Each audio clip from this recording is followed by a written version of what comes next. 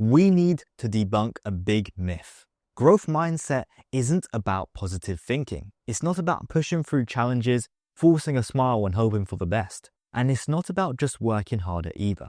Just hoping for the best is like running headfirst into a brick wall. Instead, we need to approach it like solving a puzzle. When you're working on a puzzle, you don't just jam the pieces together in a frenzy hoping they'll fit. Sometimes you need to pause, reassess and look at the pieces from a different angle. It's only once you use strategy, you self-reflect, and you embrace discomfort that you have growth mindset. Let's face it, nobody likes failing. It stings, it's frustrating, and it can make you want to quit.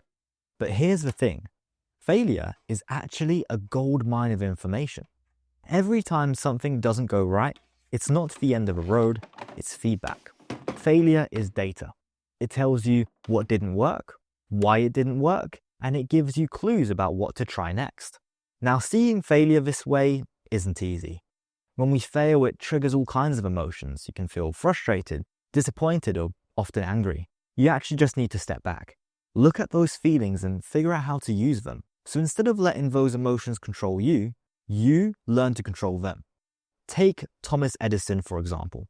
When he was inventing the light bulb, he failed over 10,000 times, but he didn't see those as dead ends. He famously said, "I haven't failed. I've just found 10,000 ways that won't work." Each failure was a piece of data that brought him closer to success. And that's how we need to think about failure, not as a reflection of our ability, but as a tool to refine our approach. Failure is data. Now here's where it can get tricky. Sometimes we're so busy collecting data and measuring our progress, we don't stop to think about whether we're even measuring the right things. Let me tell you a story. Back in colonial India, the British government had a big problem: cobras. To solve it, they offered a bounty for every dead cobra. Smart idea, right? Well, it backfired.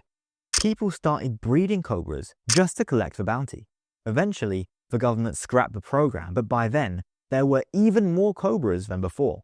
They had focused on the wrong metric. This happens to us too.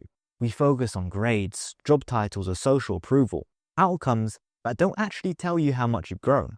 It's like focusing on how much water you pour on a plant instead of whether the plant is actually getting healthier. You've got to focus on the process. Are you learning new strategies? Are you improving your approach? That's the data that matters. Think about what you're measuring right now. Is it just outcomes, or is it the process behind them? Shifting your focus to process-based data is what will truly lead to long-term growth.